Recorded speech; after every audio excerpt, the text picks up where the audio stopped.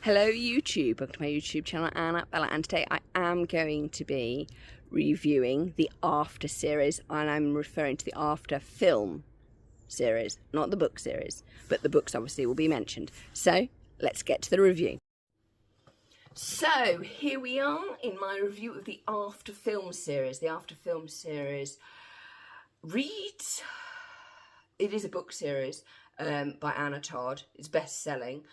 Critics don't like it. It's often referred to the baby version of 50 Shades of Grey or pandemic crack, because the first film, After, which is based on the first book, which is also called After, was produced on Netflix in 2019.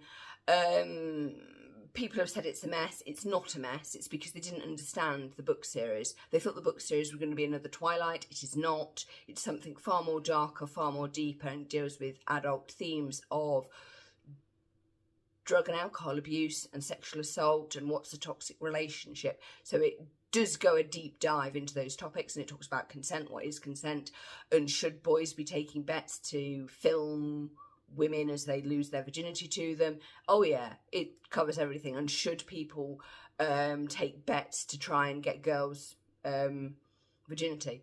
It is that crude. After, I really liked After on Netflix. Selma Blair came back out and gave a really good performance as Tessa's horrible mother. I thought that was incredible. We never saw Tessa's horrible mother after that. There are 5 films in this series. So you've got After We Collided, After We Fell, Happy Ever After or something, and then After Everything. And that one has just come out recently, very autumnal themed, obviously. So back to 2019, sorry, brain dead. Critics were just in shock, parents were in shock, Netflix got cold feet and pulled out. That's when Amazon Prime stepped up and filmed After We Collided in 2020. Obviously it's got Hero Finds Tiffin, playing Hardin Scott, who is Ray Fiennes' nephew, just so you know. And then we've got After We Fell, which came out in 2021. Because it was filmed in the pandemic, some of the family stuff, so it's quite complicated with various family relationships there blended. Hardin's mother's on her second marriage to Mike, but she's actually still in love with Hardin's biological dad, and that doesn't really get resolved until the final film, which is After Everything.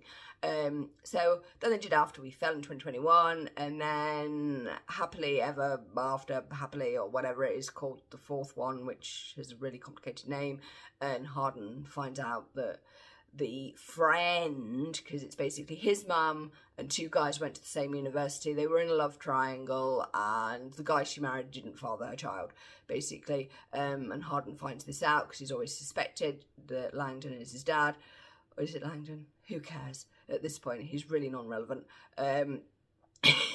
So, to the whole Hardin Tessa story, and that came out in 2022, and then in 2023 we got After Everything, and it's quite interesting. The first book is all about Tessa's journey of self-discovery with herself, what she wants, because what she was being presented and forced to want by her family was this perfect cookie dough thing, and she was going to go that, but actually she wanted something a little bit rougher, a little bit more toxic, a little bit more adventurous. And then in After Everything you've got Hardin's personal journey, where he reflects on the things that he has done, the good, the bad, the very ugly and the terrible, all in all, to get Tessa back, because he just can't live without her. Yeah, it's that simple.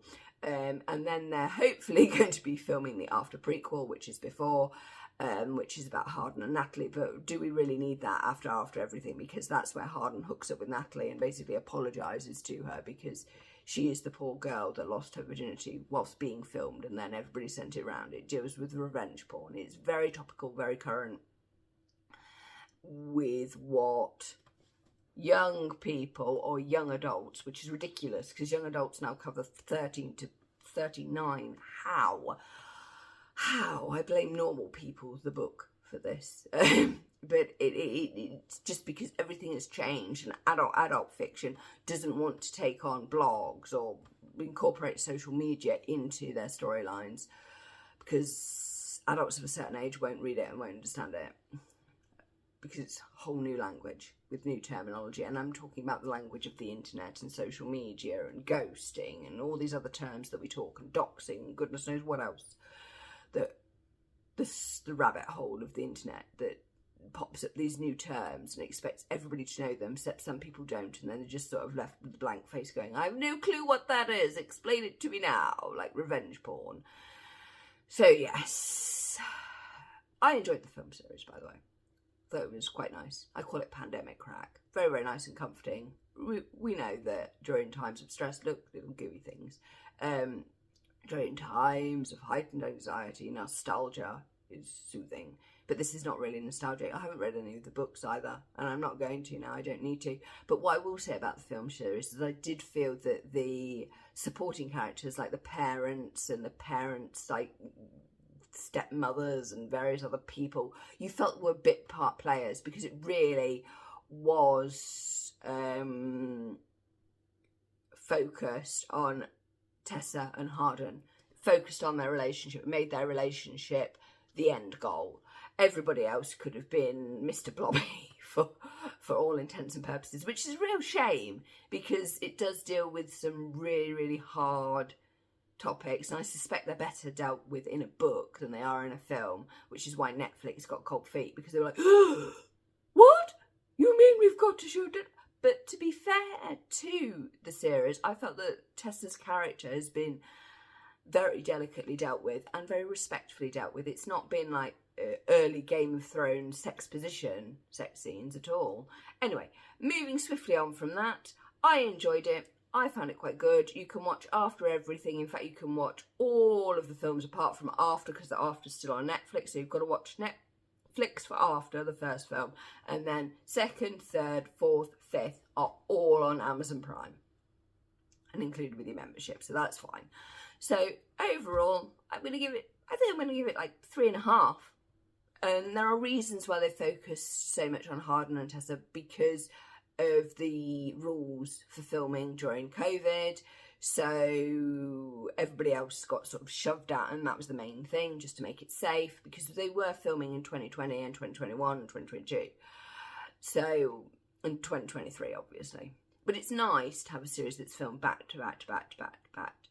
And the thing is if it's put out on Amazon Prime or Netflix, then the young people haven't got to face the premiere and do the whole cinema thing. It's just not there. And I think that that's one of the things that streaming allows. It allows young actors and actresses to take on some meaty roles, but not have to engage as much with the public. So it's kind of like a barrier. There are fors and against that, obviously, but it does lend that. So go streaming. Yeah, 4.5 out of 5 for me. Please like, comment and subscribe, and let me know what you think of the After book series or film series. I've only watched the films. I do know that there's more stuff going on in the books. I've had to Google some of the stuff because I know that Hardin's biological dad's new girlfriend was pregnant in Happily Ever After, or whatever it is. After Everything Happy, I think that's what it is, the fourth one, and she was heavily pregnant in that, but in the fifth one she's not, and that's because she loses the baby. But I had to Google that. So yeah, Hardin and Tessa's story is there. Everything else is a bit shaky, but obviously we do find out which man is Hardin's biological father. Woo! And to be absolutely honest, it is a bit late for telling him. Mum might have been a little bit more open, but there were reasons why she wasn't, and I fully understand that. So yeah, 4 out of 5. That's basically it, and I've finished talking. Bye! Well, I hope you enjoyed my film review of the After series, which is based on the book series, also called After, just for confusing fun. Please like, comment and subscribe, and thank you so much for the support. Bye!